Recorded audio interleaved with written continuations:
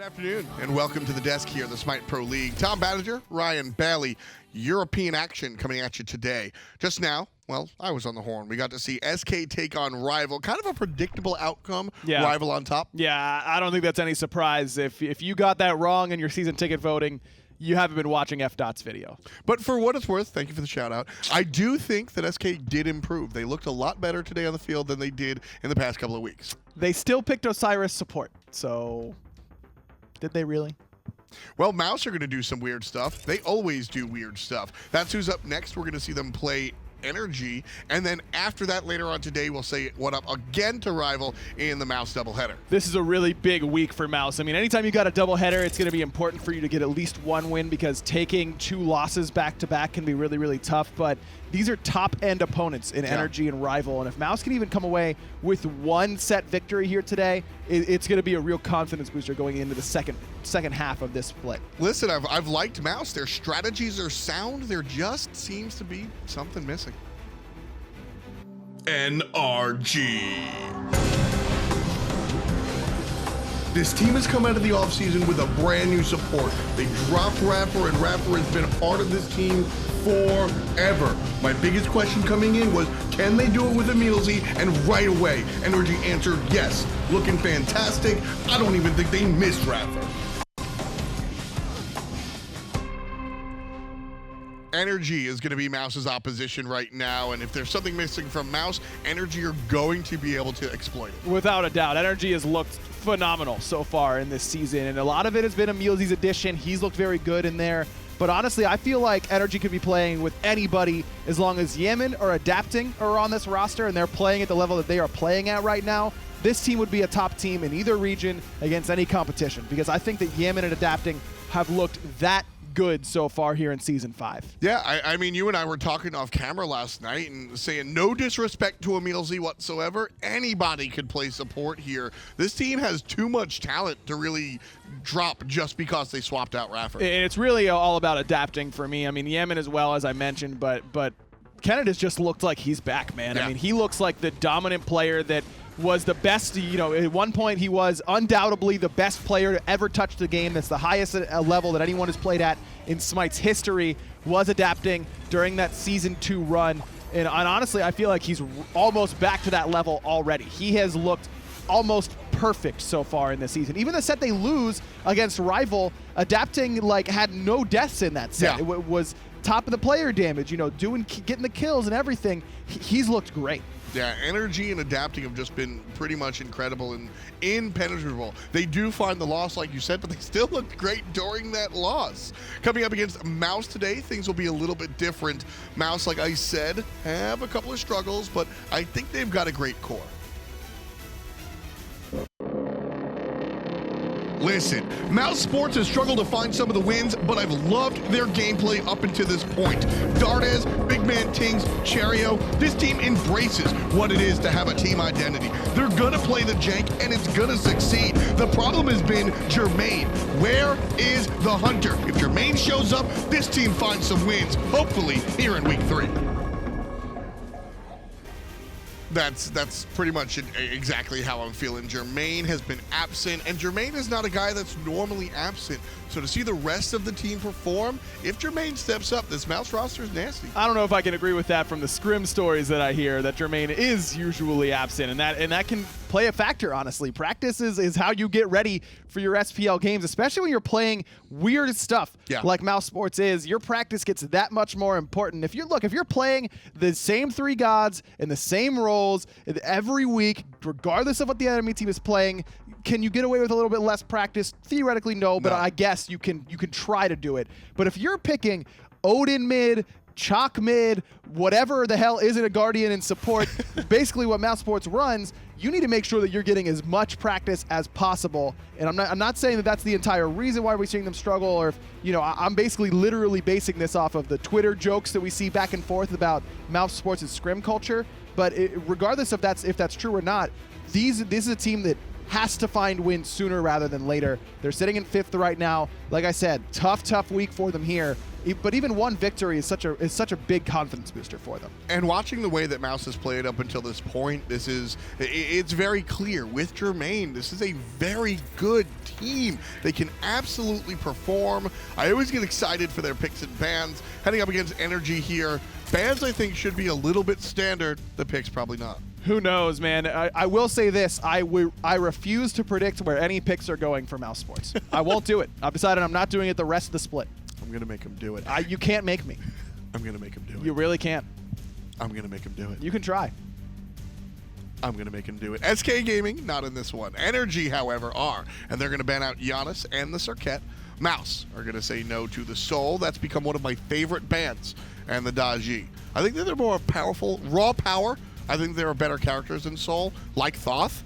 But Soul can do so many different things that's why I like her banned out. You know, the Thoth has felt a little bit underwhelming the last few times we've seen him picked, honestly. He's been banned almost every game, and the few times that he has gotten through, I don't have a very memorable performance from it, to be honest with you. And sure. And so I think that teams are going to start banning away the Soul and leave open the Thoth and say, okay, prove that you can do this still. You can do this still. Cool. Now you get a chance to get another god that isn't Thoth. I think it's mid laner dependent. I think Yammyn can absolutely show up on the Thoth. Without a doubt. But I mean, even Pretty Prime gets it on Tuesday, and Pretty Prime's one of the best Thoths in the world, and it just didn't have the performance that you'd hope for out of your first pick Thoth. You know what I mean? It's just one of those situations where when a god is banned all the time and you don't get that practice with them, you're not quite as on point. You're missing just one skill shot here or there with Thoth is the entire difference. He brings nothing outside of his skill shots, so you've got to be able to hit him. Ram, Amaterasu, Athena are going to be the selections for Mouse here in Phase 1. NRG opt for Terra and Nuwa to join up with the Thoth. Likely Nuwa in the hands of Emil. If you haven't been keeping up with the Smite Pro League, the Hunter emilitoo has been bringing this Nuwa into that long lane quite frequently. Yeah, and I just don't like this early ROM pick here for Mousesports.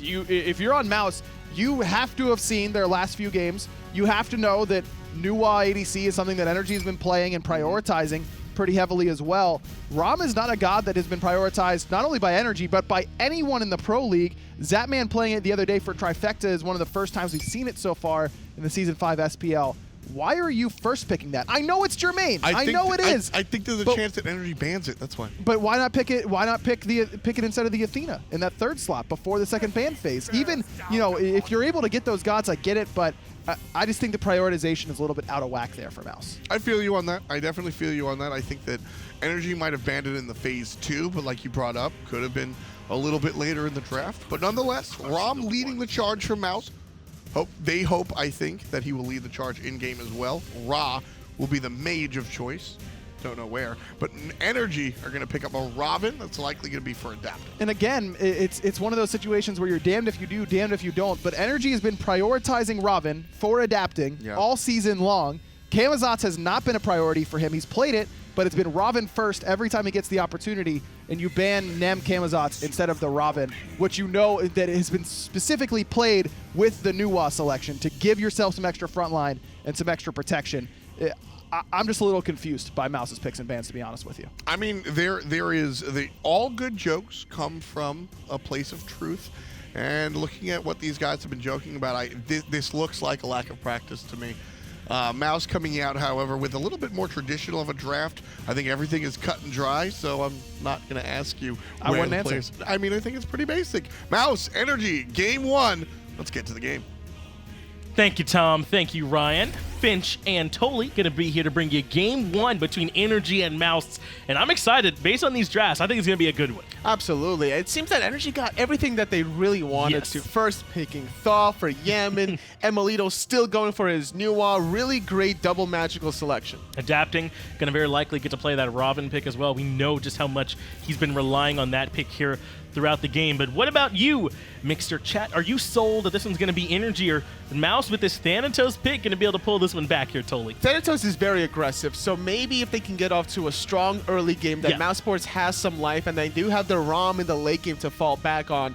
Jermain is known for his ROM, and it makes sense as to why they went for it, but like Aggro was talking about it on the desk, you didn't need to first pick it there. Mousesports really kind of waffling, I think, with their strategy. We'll see how they execute it, but more importantly, I love this Cherryo pick, Athena jungle for him. Yeah, this is a very Cherryo god here. I mean, he's made his name playing these Guardians in the jungle, and for good reason. You know, he builds them very bruisery. They can still do some damage, but the setup for Tingz and Jermain is what's going to be really strong. It's already a grouping up here. If I'm evaluating the 5-on-5 outright, I don't know who I would honestly give it to because they all have such good strengths, but I think there's a slight edge just for NRG Esports there. The damage coming out of maniaK's ghastly breath on top of emilitoo with rooting people constantly with that passive after that 5th basic attack could allow them to win it. Now, Tully, I think we kind of buried the lead here. Yeah, it is Cherryo playing the Athena jungle, but I mean, that means there's going to be Dardez playing this Thanatos for them as the support for this game. He has picked up that Guardian's Blessing as well, so not so much that early game snowball we were kind of alluding to. So in Season 2, Thanatos was picked in the jungle position, but built very tanky. Back then it was known as the Dirty Bubble build. Very famous ranked player, now known as Mirage. It used to play for Noble Esports, and NRG 92% by the Mixer chat being voted. So anyway, what I was alluding to was you can still build Thanatos tanky and have a lot of base damage. His Scythe gives you 10% additional damage based on the target's health, let alone, I think, 370 base damage off of the Scythe. And then as long as you get cooldown reduction, you're going to be in a great spot in that mid game. That's what we're going to be seeing Dardez play to here, that mid-game. Already that we're seeing a bit of a different start. emilitoo and Yammyn are both here in the mid lane, along with Jermain and BigManTingz. And that clear advantage did go over to Mouse. Jermain and BigManTingz can come right over to these mid-harpies. Adapting, though, not going to let them do them for free. He's here to try to pull them away, and now they're going for the wraparound, the collapse. Yammyn and emilitoo are here as well. There's all that big damage from Thoth. Going to bring Jermain low. The root lands on the Tingz. They couldn't get it all onto the same target, though. Instead, they look for red buff. Just did not have the out-clear potential in the mid lane, and adapting at the right place at the right time. The Athena jungle does a lot of damage, though, with Assassin's Blessing. Look where Cherryo is, recognizing that adapting was being aggressive, is invading the red. He is trying to go for that red buff invading right now. Does have adapting right there with him. The roots come out, but Cherryo's level 2 now. He stole it. He stole it. That gray little icon there on the visual means that it belongs to the Chaos side. That's going to let you know that Cherryo was able to grab that one. Obviously not going to be looking to pick it up. Has the speed buff for himself, but Dardez, this is what you can do when you have the assassin over here in the soul lane. That clear on their own is so strong and able to take away the perp. Early game pressure is the name of the game from Mousesports. In a world in Season 5 where certain European teams have started this 1-2-2 meta strategy, leaving the support left alone, Thanatos is superior than Terra in that little 1v1 encounter. That's why he was able to clear the wave with those basic attack cleave hits and then invade the purple, now sitting at level 3 compared to emilZy's level 2. Yeah, even with the Guardian's Blessing, look how he chunked emilitoo there just with 2 abilities down to half health. It is very early, though. You know, not a lot of HP there for the level 2 Nuwa, so it makes some sense, but already kind of forcing her back and forcing emilitoo to use some potions. And this just goes to show the style from Dardez. We're seeing him playing a lot of aggressive supports, whether it's the Robin, and then he also likes to mix it up to be spicy things such as the Nox, the Morrigan as well. He really likes to, you know, shake things up a little bit, and going for this Thanatos is a nice little touch-up, considering that in a team fight, he's not necessarily going to be the peeler. He's going to be straight up the executor. That's what he's looking for, is the one to put an end to those team fights. We got a brief pause coming out here. Looks like it was Cherryo we're working on getting back here into the game, so no worries. We'll get all those players situated for you, but in the meantime, we got to talk a little bit more here about this set. I mean, you're right. Dardez on this Thanatos, man, being able to make sure that he has that impact going to be so important. Especially in the next 2 minutes, once the next purple buff respawn happens. Right. If he's there in the right spot and gets a second one, that's when he might hit even level 5 and look for a potential gank in the mid lane where there's going to be so much follow-up damage. I also want to talk a little bit about Adapting's pathing when he was able to catch them at those mid-harpies. Where the jungler goes after they do speed buff, there's so many options. You can start going towards blue. You can rotate over to red, maybe even invade duo right away. But he goes to help with the mid Harpies. And the whole idea there is because NRG got outpushed to begin with. Right. And as a result, by adapting showing up, he stops the Mousesports attempt at doing the left mid Harpies. Being able to stop them for just a moment allows the mid Hunter combination of energy to try to look for that wraparound flank and forcing the purification beats from BigManTingz. Couldn't find the route was Emil, but adapting was the one that forced it instead. And to me, that's all the communication from NRG. I mean, this roster, Yammyn, adapting, they've been together for so long, as well as emilitoo, who was there with them. That's really the core of this roster. And that communication, adapting means to come up to those Harpies and don't let them get this early lead on us, really helped even that out. Maybe against a less experienced team, those mid Harpies are taken there. It's very possible, but the way that adapting shows his presence, even though it's only a level 1 Ravana, it's still a level 1 Ravana that does a lot of damage with those fists, and difficult to really lock him down considering as he's beating you up, he's gaining a passive shield that makes him even more resilient. Taking a look, though, back towards the mid lane, about 3.5 minutes into this one. Already a bit of a lead coming out for Yammyn, but more importantly, this purple buff is being invaded on yet again, and Jermain's taking this opportunity to get some free poke in onto emilitoo here as well. Fog comes out, EmilZy drops that obelisk to try and contest, and Mouse are not able to strip it away. NRG defend. They're able to defend, but did waste a lot of mana in doing so. EmilZy sitting at about half or so. And the thing about Dardez is he doesn't need mana to use his abilities. It's very small in the cost. He also uses a portion of his own health to cast them. That's where the trade-off really favors Dardez. That's a good point. A lot of times some of these supports can run into some mana issues early as Cherryo comes over, trying to strip away this blue buff. Almost lucky. Yeah, not able to do it, though. It does match the rotation from adapting over here to the solo lane at least, and drops that one for maniaKK, so he'll be able to come back and pick it up. Overhead kick, so important to not only use it to immune CC, but also to do damage at the same time. So if you're able to do that against the Athena taunt, you're going to be able to avoid the follow-up shield wall, the follow-up damage from BigManTingz as well. Dardez is lurking here inside that purple camp. I think he wants to see if he can find an opportunity. He is level 5, so he could potentially ult in and try and set this one up. Instead, though, it looks like he's hanging back. If he ultis right inside the purple buff, that audio cue is going to be so loud for anyone in that tier 1 energy tower to listen to it and react in kind. But the only difference is if Jermain can hit level 5 to follow up the ulti with his own ulti.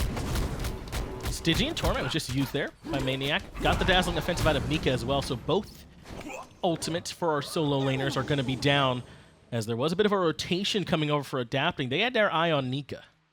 And that's not a bad idea, trying to abuse this late game Amaterasu before she gets to that phase. She struggles early on in terms of laning clearing potential, even against this Guardian such as Cerberus that's able to poke you out. You could silence out the ghastly breath, you can knock them up as well. So not going to be able to effectively clear as maniaKK, but still has the paralyzing spit. That's the one trade-off as a Cerberus player. You don't have to max out one or the other. They're both viable and good options. Final Judgment being charged from Yammyn, but just to see if maybe BigManTingz will stick around. When he doesn't, he ends up falling back. EmilZy falls back with him, but Dardez is on the back side of this. Instead, just coming over to confirm that red buff. You see how fast he is zooming around the map. It's no surprise. He went ahead and picked up those Stellaria boots early on there, totally. He gets so much mobility from popping the second ability, the steroid, which also gives you a lot of penetration at max rank, giving you 35 to be exact. So all you really need is about a Jotun's Wrath to get that 20% cooldown reduction and to cap off your penetration. But in the mid lane, looking for a little bit of poke onto Cherryo that's now working on the Void Stone, wants to be able to box with Yammyn and Emil. Taunt coming out into adapting, forces him back. We were talking just now about how Dardez is playing the Thanatos and how he's building it correctly. You know, doesn't need the Warrior Tabi, not really going to miss it. Instead, this movement speed is going to be so valuable for him. But that makes sense. Dardez plays non-traditional supports all the time. That's right. I was talking about it earlier, how, you know, he'll play Nox, he'll play the Morrigan as well, he'll play Ravana every now and then, and that's why we're seeing Ravana being picked actually early on by NRG. Like, despite it being adapting Scott, he really likes the idea of taking it away from Dardez, not having to worry about him penetrating your backline. That's right. We don't want to see them on that. If we can take that Ravana away from Dardez, then good to do it. We do have a bit of a pause coming out here. Bear with us one more time. We'll get everybody ready for you.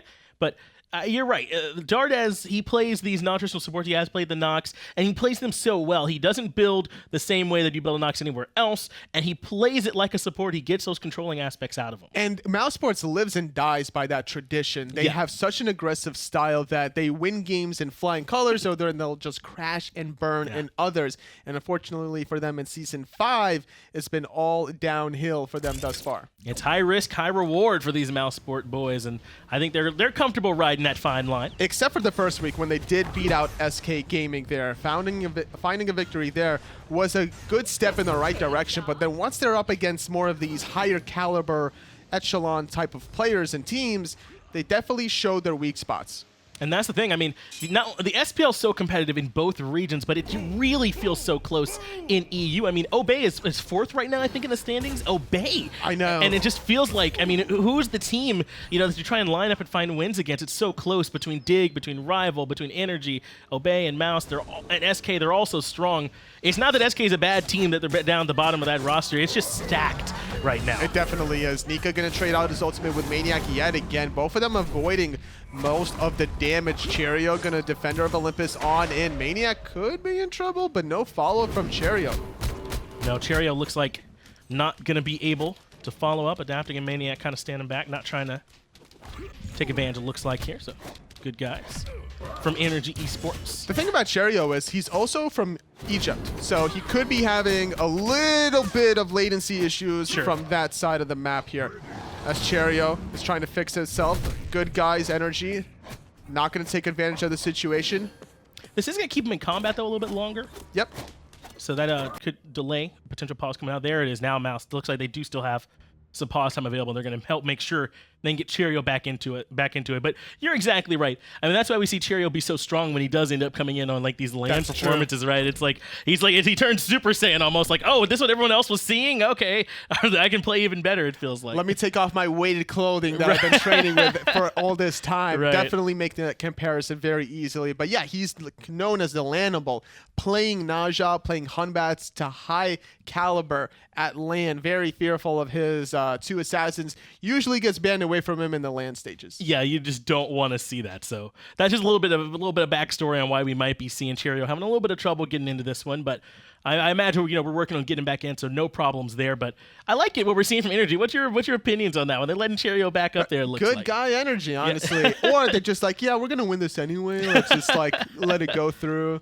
Just gonna enjoy some scrims. I'm glad you point that out, though. That's a little bit of that NRG swagger that's coming through. They are a very confident roster, and that was what some of my initial reserve was when Raffer and EmilZy, that swap happened. Raffer's a big part of that gravitas that NRG has, and can EmilZy carry that over? And so far, it looks like no problems. I mean, all of them have the swagger outside of Raffer as well. I believe Team Rival actually made a video calling out adapting one time. I believe the video showed a clip of him on stream smack talking Rival, saying like only Deathwalker is good or something like that. That sounds And then right, Rival yeah. clipped that video, and then obviously after Rival won 2-1, posted their edited version of it. Well, and that's what we like to see. So you're right. A lot of strong personalities here on this NRG roster. A lot of confidence from them as well. Looks like Cherryo is back here with us, but Nika is the one that's under a little bit of trouble. Does have a little bit of sustain from that stance switch, so got healed up a little bit there, but maniaKK seems to be in control of the lane. For now. He is definitely 1 level behind, so it's going to be a good look once Nika hits level 12, can get that second relic. Both solo laners opting for the sprint, no longer in a world where teleport reigns supreme. They want to switch things up for the team fighting potential here. Now, teleport doesn't make you lose the lane, but it could definitely make you lose a late game team fight where you might want that second team fight relic. So I like the idea that both of them have between maniaKK and Nika to switch that out. Oh, Terra's Blessing is coming out. EmilZy and the rest of the team really want to try and catch someone out here. Final Judgment comes out from Yammyn. Off the mark, Defender of Olympus being channeled as well. Lots of ultimates used defensively by Mousesports to try and respond to the aggression coming out from NRG, and they were able to get away, but now Cherryo finds the taunt. The Searing Pain comes through too. EmilZy so low, dash in as well, but not going to be able to bring that Terra down. No, not enough. The raw heal not even going to be useful offensively. Look where maniaKK is positioned, right underneath.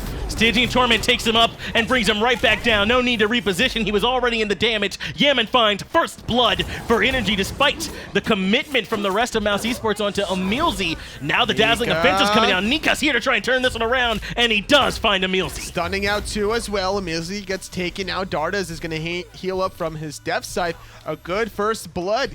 10 minutes in by NRG. Yammyn going to get credited with that one, but not until Mousesports responds in kind. Both soul laners making very impactful rotations there. Those soul laners were a big part of that fight, but I want to talk about who died there in particular. Yes, it's the first blood that ends up going the way of NRG, but they also get that kill into Cherryo, the jungler, and slow him down, and they only give up EmilZy. It's true, but if you think about what class of gods they're both playing the Guardians. That's right. So they're both going to do the same thing in the later stages. And adapting that's going to be slightly ahead is still going to be, you know, slightly ahead. He's not going to change whether he's behind or ahead, but more importantly, it's how you prevent Cherryo from getting behind. He's still going to be looking for the farm, and with Voidstone completed, he's looking for opportunities against these magical damage dealers. There's quite a few of them. It's only really adapting that has that physical damage. This is how Cherryo likes to build, Totally. He likes to be able to build a kind of bruisery for these junglers so that he can, these Guardian junglers, so he can still do some damage when he comes in, but also have that survivability to be able to get on out of there as well. And Voidstone's going to help him do that when he's worrying about, you know, the emilitoo and Yammyn, the two main damage dealers for them. And at this point in time, emilitoo's not going to be dealing that much damage, sitting only at level 10. Warlock staff is complete, but doesn't really have the opportunity to get that burst online. It's truly about level 17, where Nua has Soul Gem, Soul Reaver, Warlock staff online, and with that 4 points in the fire shots where the damage truly shines. Stun comes out into Dardez. Yammyn able to get some good poke onto him, but BigManTingz on this Ra going to help him sustain that back up. And there's some sustain in Dardez's kit as well, so not too big of a deal for the support. It's refreshing to see BigManTingz playing more of these traditional mages. That one game that he did have on the Jotun, I was a little questionable of an idea of a pick rather from Mousesports about why he went that direction, but with this kind of composition that Mousesports has, if you really put it under the microscope, they really got everything covered. Even though Dardez is playing Thanatos, right? They got the setup, they got the burst damage, they got the sustain, they got the mobility, and they got like semi-global pressure between Dardez and Jermain. But they really are trying to itemize against this magic damage from NRG right now. Take a look at these options. I mean, Nika already has, you said, the Voidstone for Cherryo, as both ultimates are traded out here in the solo lane.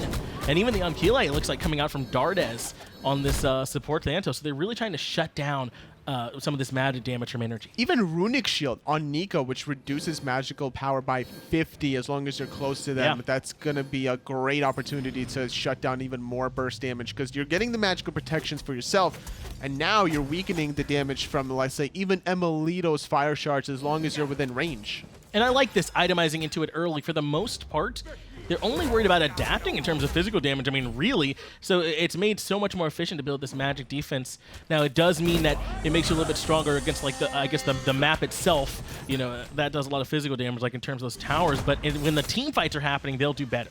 But the thing is, NRG can easily adapt to this as adapting hits higher levels, and he's about to finish off his Jotun's Wrath probably, just to get that 20% cooldown. That actually might be Brawler Speed Stick now that I think about it, because of Ra. You want to be able to shut down his sustain. Nika has a lot of self-sustain. Dardez has self-sustain. So Brawler Speed Stick would be a great opportunity for adapting to really win these team fights heavily. And so you think they're going to be relying more on Adapting's damage than in these team fights, like have him go on the back line and try and blow him up. Yeah. He doesn't have a second relic quite yet. Could be potentially a blink. No, he's picking up an Aegis as he backs. Very safe. Yeah, once. Considering he's playing Ravana, which is already a very safe god between Mystic Rush, jumping over walls, and the overhead kick, which gives you immunity frames, this is as safe as you're going to get. Totally, Cherryo. Those relic options here. I mean, I want to talk a little bit about what Cherryo's going here with, though. But I mean, totally. I mean, we don't see a whole lot of this anymore. Not at all. This is not Season 4. The Sundering Spear. Now, the thing that changes before, back in the day of its first introduction, was it would deal base damage, which is why everybody used to pick it up, and that's the appeal of it. But now it's only dealing the damage of its current health. So it's never going to actually execute or find the last hit. You need to be able to start off the team fight with this ability, or with this relic rather, so you can get the most bang for your buck. You want to be able to catch a Warlock staff, Yammyn potentially. Yeah, that's what this is going to be for. And Cherryo really is trying to bring them down lower right now in that jungle role. So I like this selection for him. And I'm sure that there in the Mixer chat, everyone's loving it too. Sunder got to mean an insta win, at least if you ask some of the people there in chat. But we'll see how well Cherryo is able to make use of it. As so far, this game has been very even between these two teams. The gold lead negligible, the experience a little bit in favor of NRG. Probably most of that coming down to the first blood, but Mouse are hanging right there with them. Totally, are they going to be able to hang with them if this starts going late? I believe so. They have, like I said, they have all their options covered. The sustain from BigManTingz on the Raw is good to reset a lot of these fights. Right. And they can reset these fights by using Nika's passive aura movement speed to get on out of there. There's that global pressure, or semi-global, from Dardez and Jermain to clean up fights. If anyone gets low enough from NRG, either Jermain or Dardez, or even both, are going to be able to try to find that target and lock them down. And then you got Cherryo to peel for Mousesports just enough time with his taunt and the Defender of Olympus. And when Mouse, just like a little bit to cover last season, when they went on their run, when they were like the Elevate roster, Jermain, Dardez, and Cherryo, wow, adapting getting chunked by Jermain. Actually forces the Mystic Rush out of him. emilZy very low as well, and up into the air with the Astral Barrage, and Dardez with the ultimate. This is that finishing him off you were talking about. Dardez finds the first kill of this fight. Nika's rotating over to this one as well to try and help them out. They've got a full-on grouping under this Tier 1 tower here in mid, and getting those heals from BigManTingz. maniaKK jumping in though, Stygian Torment looking for the pull, and does find it. It's going to be Cherryo who comes in, but they lock maniaKK down. They don't have quite enough damage to finish him though. If they had the ultimate from Jermain, that's the slight disconnect. Both Dardez and Jermain use their ultimate to take out emilZy. If one of them saved their ultimates, they would have found a secondary pick and maybe got that Tier 1 tower. Just goes to show you, though, that Mousesports, you know, despite having a very slow, staggering start in Season 5, have a lot of brilliant ideas that they bring to the table, and they execute it very effectively. That rotation here from Nika was solid as well. Like, the 5-man grouping from Mousesports is going to favor them, I think, at the 17.5-minute mark. Adapting got poked out so hard at that jungle. That's why Mousesports had that advantage. It was technically a 5-on-4 with Adapting having to come back from base. Yammyn has Final Judgment, but Cherryo has zoned him away. The rest of Mouse, though, they drop it. Instead, they're going to step up for the fight because Cherryo's already been brought down to half health and is getting further controlled by emilZy. Final Judgment doesn't quite hit it from Yammyn, but he was close. That dash just barely enough to get him out of there. Try to get it right before the dash. Would have probably found the kill. Now, keep in mind also that Cherryo is building around Yammyn. This Stone of Fall is going to give him slightly magical protection, but more importantly, it's the passive. And the way it works is if any ability deals more than 30% of your maximum health, it's only going to limit it to 30%. So I think as long as he's healthy enough, he'll survive those Final Judgments. Yeah, the idea is to make it harder for him to get burst all at once for Cherryo is what he's trying to do. And that's kind of what Yammyn wants to do with these Final Judgments. So an attempt to curb some of that. But we talked about this a little bit already, Tolly. This Mouse roster, they're comfortable with taking these longer games, these games where the engagements are kind of drawn out. That's a lot of what the Elevate roster did when it was Cherryo, Dardez, and Jermain. They're comfortable in this exact type of situation. The only difference back then compared to now was that they had Death Panther in mid lane instead of BigManTingz, and on top of that, they also ran like triple Guardians and double Physical Hunters in Season 4. Now in Season 5, you're actually really comfortable playing a lot of maybe Magical Hunters, or maybe even a lot of these mages that has a lot of bonuses, considering that Soul Gem is now a thing. That's right. There's a lot of good mage itemization out there right now, and Mouse Esports agree. They've decided to go with that Raw in the mid lane, but hopefully the core of that strategy can sort of persist for them, Tolly, and really try and have Nika, Cherryo, and Dardez set up for Tingz and Jermain, even if it has to be in a long, drawn-out fight where they wear the team down. Already, though, Taunt comes out to emilZy. Gold Fury's at half health. Final Judgment, again, not quite going to hit, but they have a chance to lock down Cherryo, who dashes away NRG forced them off the Gold Fury again. Perfect timing, actually, for the disengaged. Final Judgment not connecting. Nothing is being of use from emilZy's Terra's Blessing. And this has to be a hard wash and reset from NRG. Those are two big team fighting ultimates not available for them. Cherryo is very low, but so is adapting. The scythe hits hard, and Dardez immediately goes up into the air. Inside the fog, can he find him? Jermain is using his ultimate at the same time yet again, and Dardez is forced to retreat. They do not find the kill, though they have at least forced NRG back. Now they can regroup around this Gold Fury. Still having Aegis available. I'm sure he definitely would have had the reaction time to hit that relic. Taunt brings him in and he gets blown up. BigManTingz is the one that gets credit for that. EmilZy falls right away. The ultimate comes out from maniaKK, but it just pulls Dardez in so he can do even more damage. Thorns is going to deter them for a moment where they got to halt their DPS, but they would rather go to emilitoo. They find the silence inside the fog. Doesn't hit with the one. Actually taunts him back in as maniaKK falls on the backside. BigManTingz takes emilitoo as well. 3 members fall for NRG, and Mousesports, let me say it again, Mousesports win the team fight over NRG and head back towards the Gold Fury. Mousesports are looking so clean this game number 1 of the best of 3 set. 5-1, getting their first Gold Fury at the 21-minute mark. It was 10 minutes where we found the first blood between these two teams, where Yammyn took out one, and then it was on the flip side, a return kill immediately from Mousesports. They were really able to find the counter engages, but they're feeling so confident now that this is their stride, the mid-game stride that they have with their composition, that they're going to start up these objectives, bait out so many cooldowns abilities, and then reset to go back in. Yammyn and emilZy basically wasted their ultimates. Like, NRG didn't get anything from it except forcing Mousesports to reset the Gold Fury, which they went on later anyways. And that's what this Mousesports roster wants to do, totally. They so many times in that fight, they engaged it, they disengaged it, they got a little bit more and more from NRG to commit every single time. And once they'd eventually committed too much, then Mouse were able to force the fight. So Gold Fury goes their way. Now they turn their attention towards the Pyromancer. NRG are here, and our dance around the objective begins again, as just about everyone's heading on this Fire Giant side. They're going to be looking for a huge taunt play from Cherryo potentially around this corner. That's why he's leading the charge, adapting. Going to overhead kick that taunt, but it didn't matter because the rest of Mousesports secures the Pyro. And Jermain's doing plenty of damage here to maniaKK. Actually going to pull Cherryo back in, but no one else is able to follow up. The dazzling offensive forces them to turn and run. maniaKK is still half health, and all of Mousesports are still topped off like a fight didn't even just happen. This raw sustain is actually getting unreal. There needs to be more of a presence from maniaKK on top of that raw heal, the way his passive works. He doesn't even have anti-healing items quite yet, going for the Height of Urchin, going for Void Stone as well. Normally, despite having a little bit of anti-healing in your kit, you want to get as much as possible. If you can get it to 100% and then some, you go for it. Get the Pestilence and then have Adapting go in with you with a Brawler's Beatstick.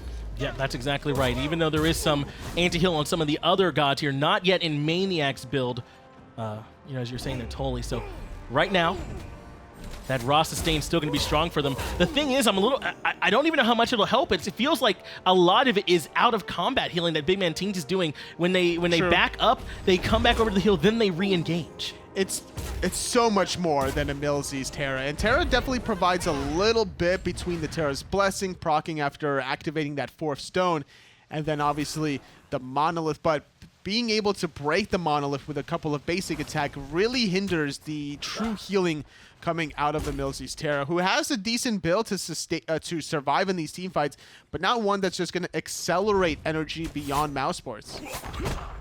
So both the neutral objectives end up going the way of Mouse. They got Gold Fury and they got Pyromancer, despite maniaKK's presence. That does earn them a 5,000 gold lead, 6,300 experience lead in their favor as well, as Mouse kind of regroups. Actually, a bit of a rotation that's happening over here towards the solo lane. They do force maniaKK to back. They had Dardez there in tow as well, and that is Dardez playing the support Thanatos, but you still don't want to get taunted into his damage. It's very true. Grouping up now as 5 in the solo lane, taunting maniaKK, taking a lot of damage, forcing him to jump over the wall, and emilZy's going to use his ultimate just for good measure. Tier 1 solo tower for NRG falling. Mousesports gather themselves up that 500 gold. They were thinking about keeping going, but they saw maniaKK back. They're going to go for Fire Giants. They realize for now it's a 5v4, but look at adapting. He's rotating over, but I think he might have been over a ward because everyone from Mousesports turned around and went right towards him. Cherryo couldn't find the taunt. Instead, he gets stunned himself. The root comes out. Cherryo's taking a ton of damage. Mystic Rush over the top from adapting. Final Judgment comes through, but didn't quite have the impact they were looking for. Now Mouse can look for the regroup, but NRG don't want to let them invade and punish. Hits onto Nika. The stun comes out the chain. Searing Pain goes to the back line and hits all the squishies. emilitoo and emilZy both had to back up. Very low is energy, but they don't have the same sustain from Ra. They almost picked off Cherryo. He was locked down, but Final Judgment from Yammyn was not on the mark to seal his fate. That was the deciding factor where Mousesports were able to disengage. Cherryo is completely healthy, using his ultimate to come back into this team fight. And now they're going to drop the Fire Giant instead, go for the fight. Stygian Torment controls too, but there's no real follow-up to send them into. Instead, Mousesports turn for the fight. Jermain's ultimate has been used, looking for Yammyn, but couldn't find him. NRG had to feel good. They forced them off the Fire Giant yet again. Feeling solid, taunting out emilZy here. He needs to dash away. He's going to stun at his feet, but the Rothstein still topping everyone from Mousesports up. maniaKK is forced to jump away. NRG just needs to watch and wait to allow Yammyn the opportunity to get back in here. Mousesports can keep dropping and starting it up again all day long with this raw sustain. Taunt comes out one more time for Cherryo. This time they put all the damage into maniaKK. He's brought down to half health. Thoth damage on Nika, but Nika barely even felt it. Dardez is up in the air and he lands on the back looking for maniaKK. He wasn't an execute threshold though, so all they got was the stun. Nika takes a bunch of damage. Final Judgment comes through on him again, but not quite enough. Two-man taunt. emilZy gets pulled in and blown up this time by Cherryo. First fall of the game. Fire Shards goes up. Nika just barely survives. Stygian Torment comes out too, and Mystic Rush over the top sets up emilitoo and maniaKK both to take down Cherryo and Dardez. emilitoo stunned so perfect right on top of the rock heal, catching out to the Mystic Rush, doing so much damage from adapting. And Nika, oh, Yammyn, he sees him over the wall and he needs to find that third shot. Adapting is looking for it. He will find it. 3 dead Mousesports members, and NRG can never be counted out. They were behind so long in this mid-game, from the 20 or 21 minute mark to be exact, and now they're clawing their way back in here. It was too much commitment, at least for my money there, totally, onto maniaKK and emilZy in that fight. It felt like Mouse had to use so much. And remember, Dardez didn't get the execute with his ult. So he just landed in the back. The thing was, maniaKK was in execute threshold for about a 4 or maybe 5-second window, but hesitating a little bit too long. Dardez allowed the natural regen from maniaKK to really top him over the execute threshold. Missed out on a kill opportunity, and now NRG turned that fight around brilliantly with 2 of their magical damage dealers. emilitoo got a 6 stun off his Clay Golems, setting up adapting, and then earlier before that, Yammyn's Final Judgment finally being fruitful. And so that's what it is that Mouse had to be patient for or careful of, is that they don't overextend just a little bit too far. When it's the more patient fights where they step forward and draw out reactions from NRG, it seems to go in their favor. But when they all in-committed, they just got too controlled there between emilitoo, between maniaKK, and adapting just brought it home. Also, the ultimate from Jermain was a little bit too early in that engagement. They needed to find the right opportunity to lock the synergy between these semi-globals. Dardez and Jermain, the Ram and the Thanatos, the Bruise brothers. They like to play together. They've been playing together for so long. They definitely have that synergy. Yeah. But thus far, it just hasn't been that successful for the two. I agree with you. That's not the only one that I feel like hasn't quite been on the mark yet. These Final Judgments haven't had the impact in these team fights for NRG that they've been looking for. Is that a result of the tankiness of Mouse, or talk to me a little bit about that one too? It definitely is a little bit of a tanky Mouse situation. Runic Shield for Nika limits a lot of the power coming out of Yammyn. Also, Ankile silencing out the damage from Yammyn, because that ability is charged up. If you disrupt it, it's going to get canceled. He has to recharge it up. So whether or not Yammyn is dealing damage to him, if emilZy deals damage to the Ankile user, if maniaKK or even Emil does it, then Yammyn can't channel up that ability. Brief pause coming out. We're going to get them right going again in a moment, but you're right. It's a lot of magic defense that has been itemized into so far by this Mouse roster, and for good reason. They're trying to limit Yammyn and emilitoo, and it kind of feels like it to me, even when Yammyn does hit, it just feels like Final Judgment isn't really doing that much to him. And it's not even just about the Final Judgment. It's more about how NRG is overcommitting to these targets, before it's a good guaranteed kill. Once Sure. they finally got that stun from emilitoo, then they could collapse on everybody. But once you're grouping up on full health targets, it becomes so much more difficult. The anti-healing is starting to show its sign a little bit here, Yeah. and that's where NRG is going to start picking off Mousesport members one by one. Brawler speed stick onto adapting. We're not really seeing the pestilence out of anybody quite yet, so that could easily be the next item for either maniaKK or emilZy. You talked about it already. We're starting to see that damage coming out from adapting when the setup is there. He really brought it home for him. It was a team effort, though, obviously, but adapting kind of the one that brought that last bit of physical damage that they really needed in that last team fight. Mousesports not grouping as confidently around the Fire Giant this time after that last fight. They're going to try and push a little bit, farm up, and then regroup. They're still at 5,000 gold, which is a decent amount at the 30-minute mark as you're starting to approach that 6th item slot. It's basically a race between both of these teams to see who's going to get their first. Mousesports on the right path thus far, but gonna force out a Fire Giant. Taunt comes out onto emilZy. He dashes forward aggressively and starts looking for the backside of the team fight. Final Judgment's down for Yammyn. Fire Shards comes out from emilitoo as well. BigManTingz is low and pulled right back in. Aegis is ticking to try and keep him alive. He got the searing pain to make sure his damage went out in the fight. They're able to keep him safe and pushed away, but Adapting is looking for Jermain in the back and finds him. Dardez, now the one that could be in trouble as Adapting tanks the tier 1 tower. They can't continue to find Dardez, but they got Jermain. NRG are winning 2 separate fights, a 3-on-3 on the right and a 2-on-2 on the left. Could not find the kill onto BigManTingz, but Jermain was left hopelessly undefended because Thanatos can't peel for you, buddy. And that's the downfall of this composition. Once Cherryo and Nika committed to the defense of BigManTingz, they leave their other hyper carry defenseless. And that, to me, is what felt like the big difference between that fight. When they taunted in emilZy and started going on him, he dashes forward and goes, fine, taunt me. I want BigManTingz. They're looking for those 2 carries on the backsides of these fights now and basically ignoring everyone else. It was Terra's blessing that started it for NRG. Once there's no taunt, there's no peels realistically for Mousesports. So I like that mindset from emilZy. Go all in. Fire Shards was used. Yeah. Also, Final Judgment off the mark, unfortunately, again, but it was targeted towards BigManTingz. That was the game plan from the start of that team fight for NRG. And look at all his, I mean, he used everything he had, Aegis and Beads, both down. It was so much of a commitment onto him that there wasn't, like you said, enough peel to try and keep him away once the taunt had been used aggressively by Cherryo.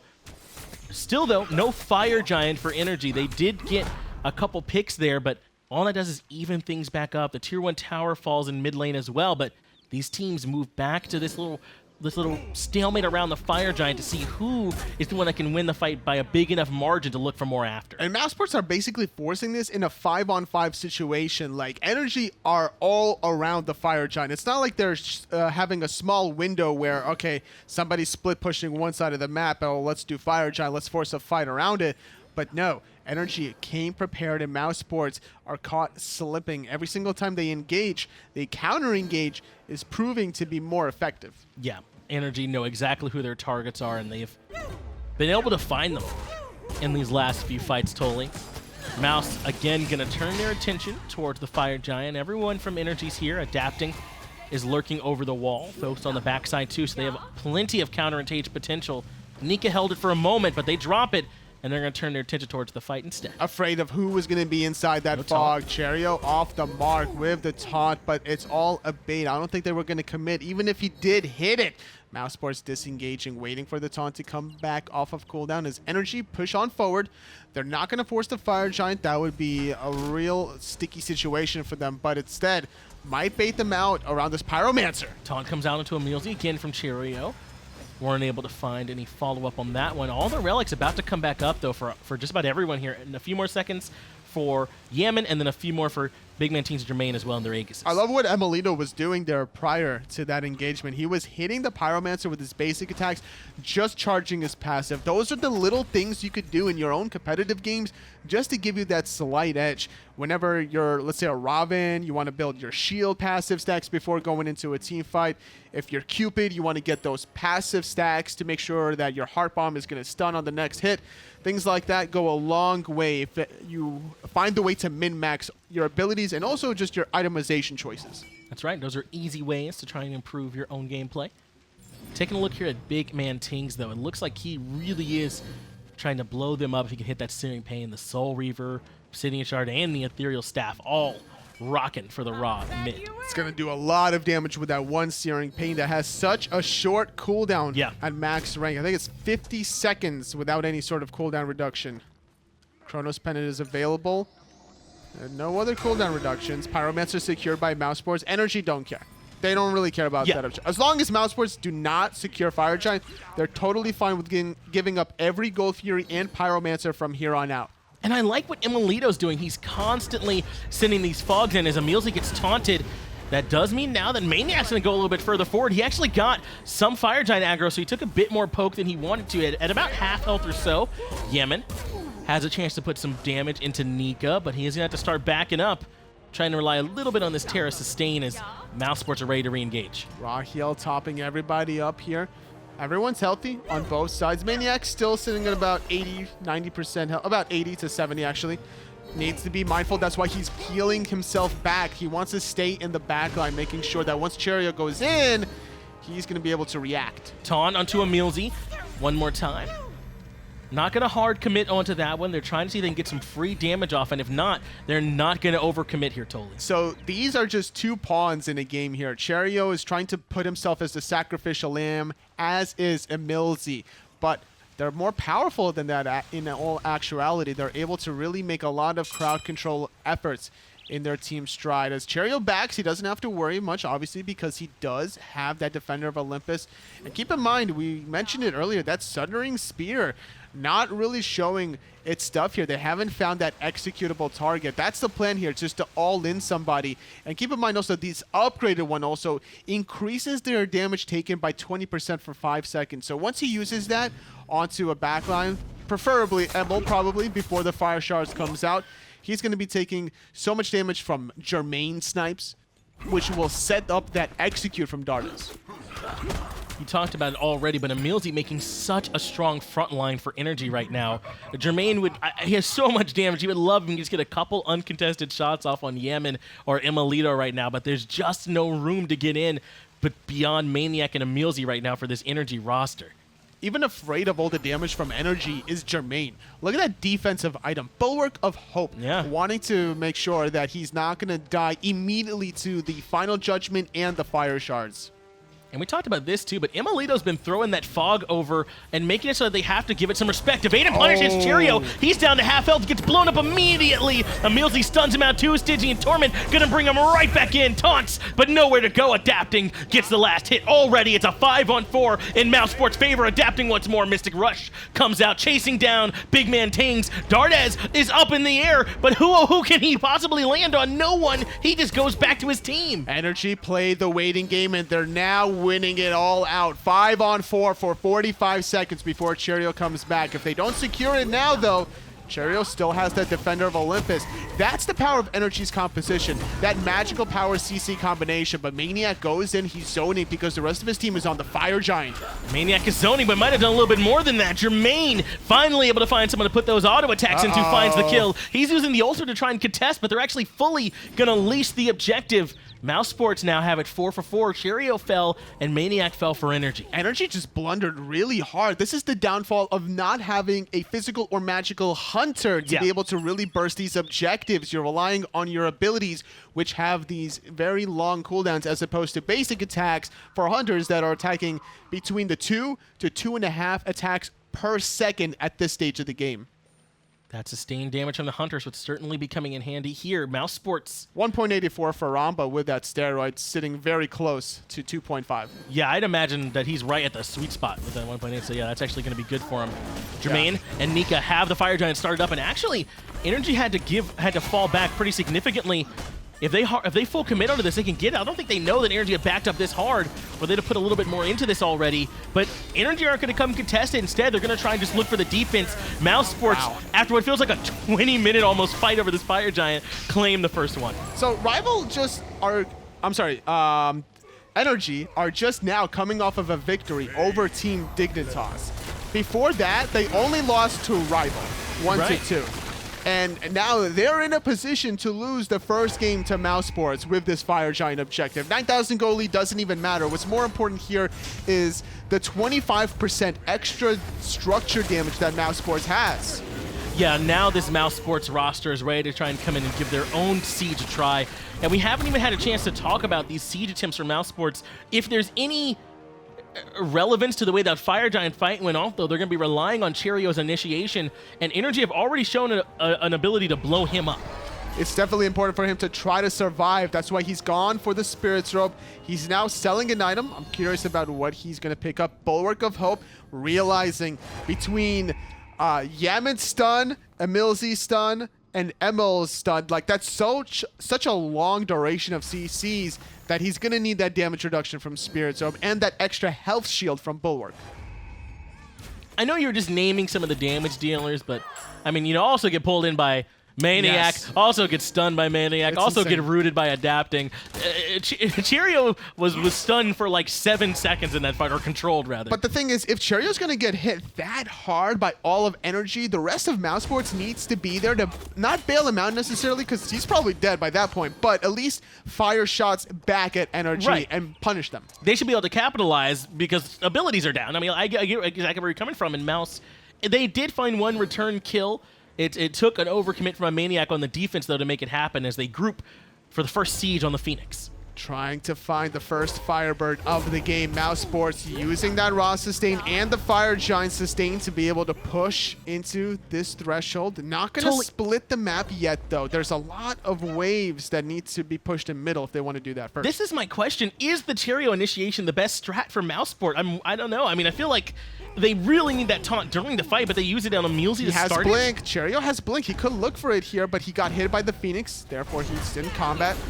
They're not going to hit it, but Cherryo getting stunned out yet again, and he's going to get pulled. Pulled back in by that Stygian Torment. Now he's underneath the Phoenix. Fire Shards brings him very low, and Fire Shards enough for adapting to find the kill. 5v4 NRG successfully defend. This is not the strategy for Mousesports. They cannot allow themselves to get initiated on. You have Fire Giant. You need to be the aggressors. You need to force the issue. Cherryo has Blink for a reason. Get in there, find that backline target, force Purify. Like, if you're going to die by being there, why not die by trying to make a play and forcing relics out anyway? Yeah, in that situation, it's almost impossible for the rest of Mousesports to follow up because Cherryo dies so far underneath the Phoenix, and it's over like a wave or two of poke as well. It's just not really any good opportunities as they go back for the Gold Fury, which doesn't matter very much at this stage in the game, totally. But this is why this is why I'm asking you, is Cherryo being at the front of the fight, trying to find those taunts, just kind of walking up to them, is that the initiation Mouse won? No, they need him to blink.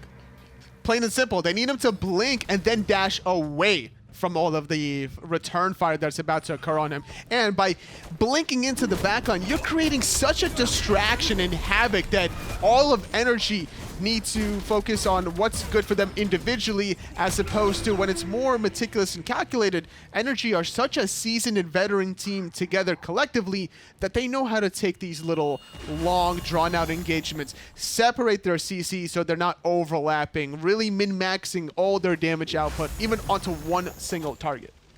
That's what they did. Cherryo ends up falling as we're just past the 42-minute mark here. And again, Mousesports have taken NRG all the way to the edge right now, where they're the ones, the aggressive positioning around the Fire Giant has just fallen off of them. Another minute or so until that will be back up on the map, but it kind of feels like this is where Elevate have been, where they're close to these top teams, but not quite able to finish it off. They've got the chance here now to show they can turn that corner totally and finish true. these games. That's very true. A team can play with a lead, but the question is, can they seal the deal? Mousesports has not proven to do so in Season 5 thus far, only beating out SK Gaming in week number 1. But now blinking in is Cherryo, but it's only onto maniaKK. maniaKK and emilitoo does taunt them out. Final Judgment was charged, but the rest of the team is going to back off. Fire Shards is down from emilitoo as well. So even though he didn't necessarily hit the taunt onto emilitoo, it made him panic to the point of using Fire Shards. Right. You blink in there, you create a little bit of a distraction, and all of a sudden, NRG, a seasoned team, make a slight mistake using an ultimate from Emil at the beginning of the fight. It wasn't necessarily for damage, it was also for vision to see if Mousesports were committing to that objective. Well, this is good timing. Fire Giant's back up, adapting, had looped around behind Cherryo, but Cherryo's able to back up. Jermain now putting in the damage onto the Fire Giant, but with maniaKK here, emilZy showing presence as well. They don't feel comfortable trying to siege the objective. Again, though, Cherryo's going to be the front line, has that movement speed aura coming out from Nika, and the target's going to be adapting on the right-hand side. Overkick, head kick gets him away, and now Nika is the one stunned and has the damage coming out from Yammyn. The rest of the CC chain is coming as well, but they don't have enough damage to finish him off. Dazzling offensive gets Nika out of there. Had to use the ultimate just to separate the gap. Yammyn not having the range for that stun. So much return fire onto Nika, but he has so much sustain. It's all going to be back up very quickly. Only emilitoo's ultimate was expended before the fight really kicked off, and it's almost back up. Yeah, that one did not feel clean to me, totally. It felt like Cherryo thought there was a chance to go in on adapting and couldn't find it. Taunt does come in onto emilZy, but he's in between the walls to block the return damage. Yammyn's there to try and do some long-range damage through the glyph, but not going to find any targets. Again, NRG back up. emilZy, though, he's rather effectively low. Sure. Not only health-wise, but mana-wise. He does not have the ability to stay here as long as he would like. He does have Terra's Blessing, which gives you that clear casting. All your abilities cost 0 mana, but that's only for a short duration of time. Emil back into base. Mousesports not capitalizing on this.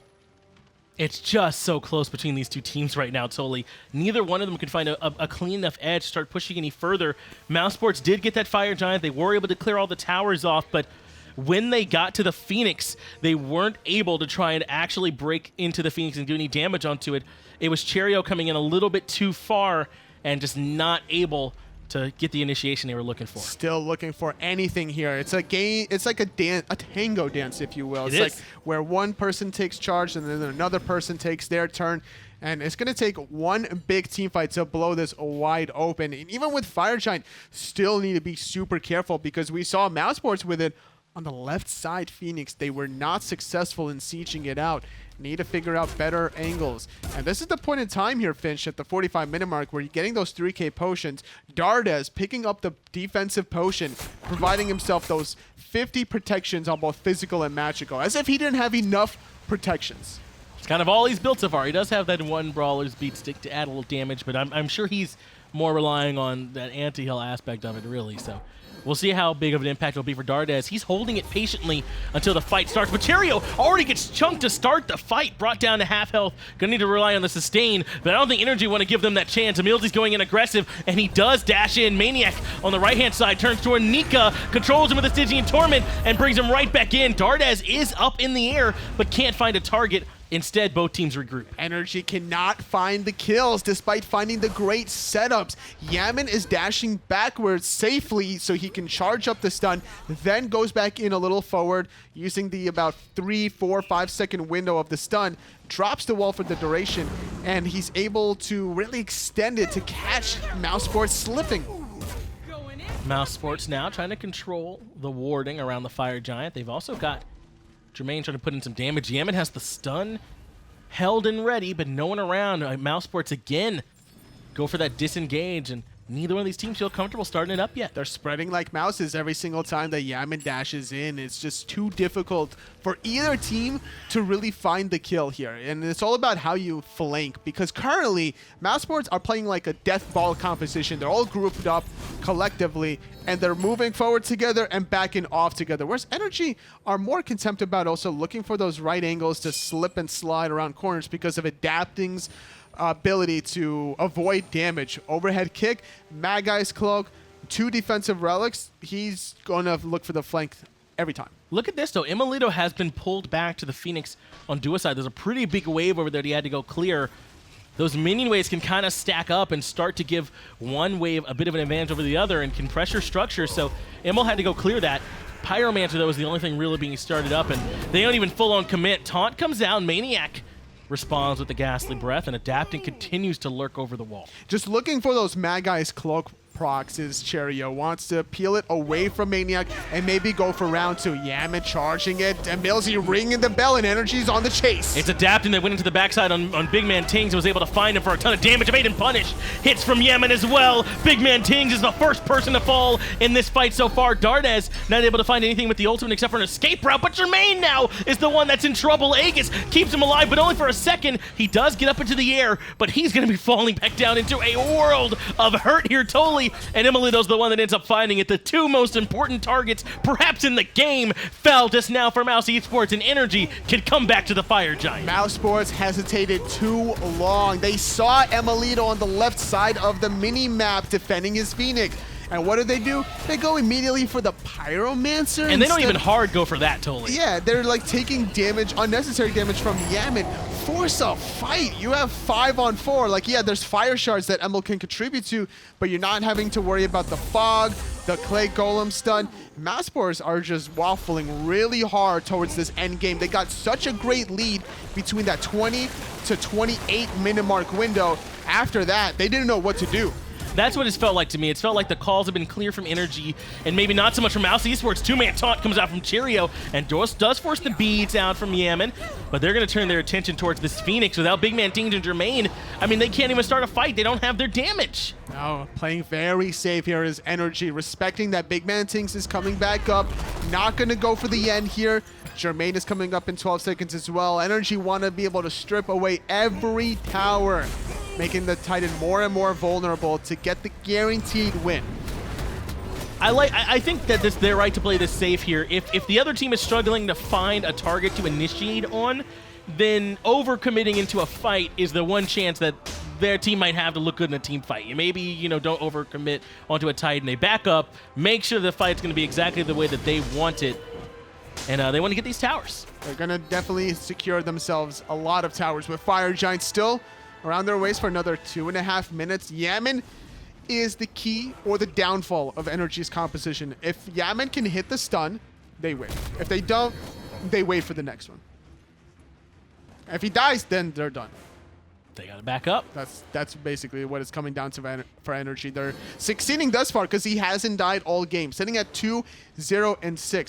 Very surprising to see that in 50 minutes of action, only 16 total kills. European SPL teams are very methodical about how they approach a lot of these situations. I think that's the best word for it, methodical. I like that choice there, totally. We're seeing that even come to fruition right now for them as they take down the tier 2 in the duo side. Still standing at 50 minutes. That's a good tower there, totally. It's a strong one, but yeah. It does eventually fall over time, decaying itself to the ground. Mousesports are now the ones having to defend their own dual lane Phoenix despite failing to siege the opposite side about 10 to 15 minutes ago. Don't forget that Phoenix is down on the solo side. They're even pinging out that those minion waves are going to be coming through soon.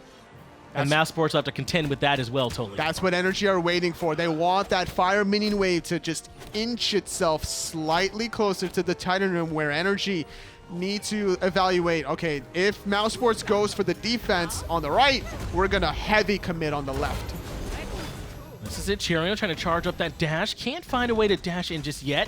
BigManTingz looking for damage over the wall. Can't find it. Cherryo's getting poked kind of for free here for them. Down to about 70% or so, but gonna fall back to that heal from BigManTingz.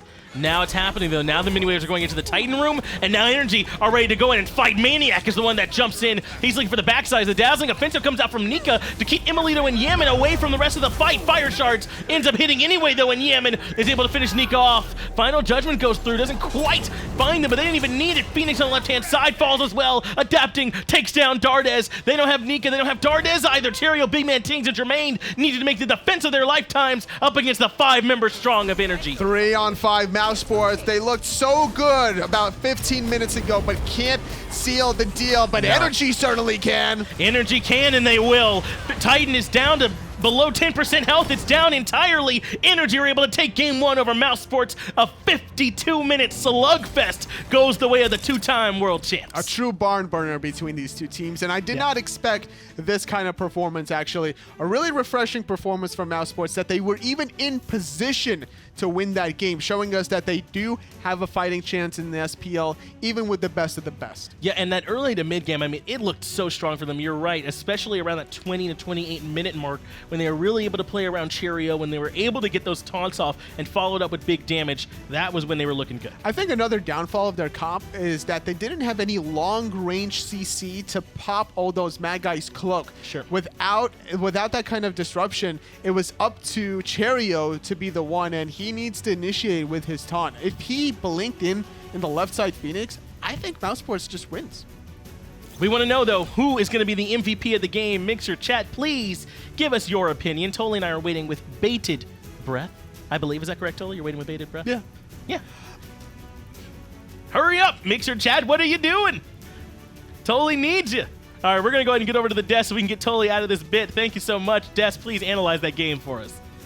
I'd rather analyze Tolly's breathing. You know, it was good. The initial breath was good. I'm just not sure about the technique. When you puff up like that, does that really help? I just don't know if that's the play. It's got to come from the diaphragm, really, Yeah. whether you're talking or playing a musical instrument. Reach from the diaphragm and you go. It's the belly, not the chest. Yep, agreed. Just the technique still needs a little bit of work, but I like where Tolly's direction is going. And honestly, not even planned. Fantastic segue, because that's how I feel about Mouse. Watching them come out here and do what they do. Again, they stretched a little bit. Still untraditional, sticking to their team identity. I don't exactly love Thanatos supports, but I like that they stick to it. And everything was kind of working out. They tricked NRG into jumping in on Cherryo, but then at the end of the day, well, NRG are just able to kind of poke holes through it thanks to adapting. Was phenomenal on this Ravana. Again, he gets it late in the draft, which still boggles the mind. Yeah. 6-0 and 6. I mean, a 50-minute game where he doesn't die. That's In a CC-heavy composition, Ravana is such a nightmare to deal with because of that overhead kick, because of the Mystic Rush. It's so hard to initiate onto him because he's just going to be ready for you whenever you get close. Again, I'm just surprised that NRG was able to pick this up so late. I think that's definitely a flub by Mousesports. Right there. Like, what are you going to do against that? Overhead kick just answers your initiation. I love the watch as well, being able to. I'm so glad that we're sitting here on Mixer and have those POVs, because you see what Adapting's looking at the sky, looking for that overhead kick. Really interesting to see how players kind of execute. And again, in the late game, right there, it's like Dardez, Thanatos support, Adapting coming around the corner, Death Sight to the face, and just keep on walking because he doesn't care because you're a tank Thanatos in the late game. I mean, Tank Thanatos is fantastic when you have full CDR and you're looking for the executes, but you're looking for the executes. You're not looking for the initiation. But you still need a little bit of damage. Exactly. Full tank Thanatos just doesn't do a whole lot for me. I don't know. Maybe I'm harping on it too much. You are. Base value on death size is 320 plus 10% of your max HP and 60% scaling, which even if you have minimal amount of power is a lot, buddy. Okay, so you're taking like 60% of the 50 damage that you have in your kit. You're talking 300 plus 10%. Adapting took that to the face. What kind of boost and his did he health have? bar went. Boop. That's fair.